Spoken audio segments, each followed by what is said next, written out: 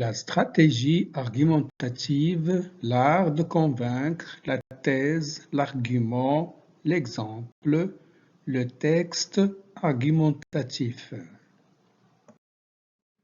Qu'est-ce qu'un texte argumentatif? Argumenter, c'est apporter des preuves à l'appui de ses idées de façon à les faire admettre. L'argumentation met donc en jeu des moyens de persuasion. Les connaître et savoir les analyser permet d'identifier, d'analyser et de comprendre un texte argumentatif. Identification. On reconnaît un texte argumentatif à certaines caractéristiques. C'est un texte qui expose ou confronte un ou plusieurs points de vue.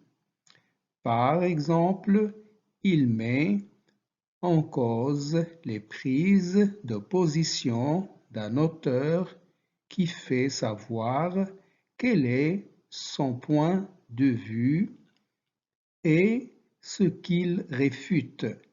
Il est souvent à la première personne du singulier ou du pluriel. Cherchant à convaincre, il met en œuvre différents procédés stylistiques, images, interprétation, questions oratoires. Il est construit sur deux éléments importants, les arguments et les exemples. Les premiers sont des idées, les seconds des illustrations. Sa structure est soulignée par la disposition en paragraphes et par la présence de liens logiques, comme par exemple et aussi également, en outre, car, parce que, alors, donc, c'est pourquoi, mais, en revanche, au contraire, pourtant, toutefois, néanmoins. Comment analyser un texte argumentatif?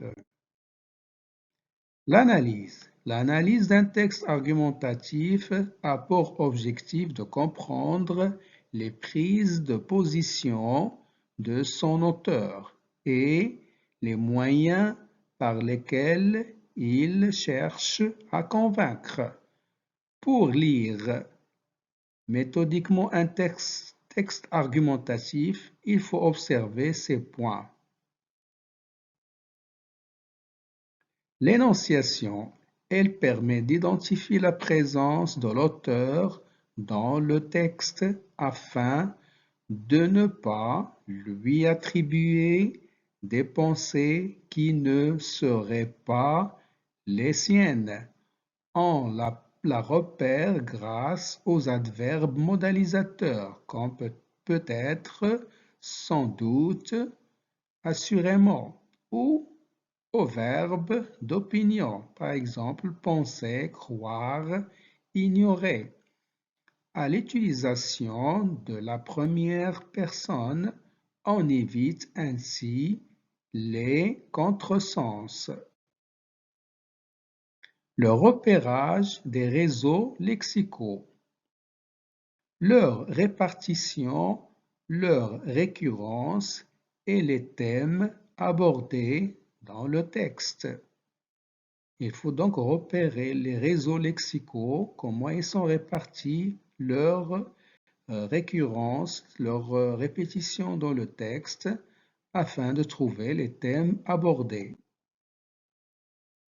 La structure en paragraphe, la repérer permet de comprendre les articulations de la pensée. Par exemple, est-ce qu'il y a une opposition, conséquence, addition, etc. les différentes sortes d'appels à l'interlocuteur.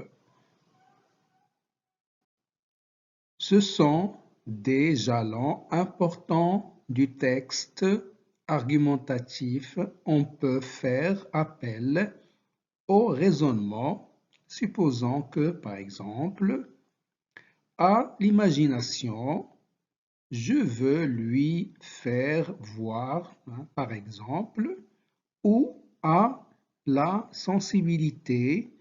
Par exemple, on utilise qui se considérera de la sorte, s'effraiera de soi-même, etc. Les fonctions convaincre et persuader. Convaincre, c'est amener le lecteur à reconnaître la justesse d'une idée en s'adressant à sa raison de manière logique, par des preuves organisées de façon irréfutable. On utilise pour cela des arguments et des exemples.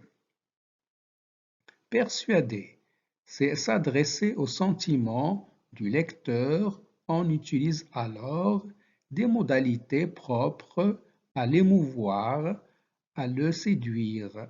L'utilisation des impératifs, des interrogations, des images troublantes. S'opposer. On rejette des opinions avec lesquelles on n'est pas d'accord en apportant la contradiction. Les arguments, les exemples servent alors à prouver la faiblesse ou la fausseté de l'idée que l'on conteste. Exemple, Montaigne critique les méthodes d'éducation traditionnelles en apportant des exemples de leur inefficacité. Ce type d'argument prend souvent un caractère polémique qui utilise l'ironie.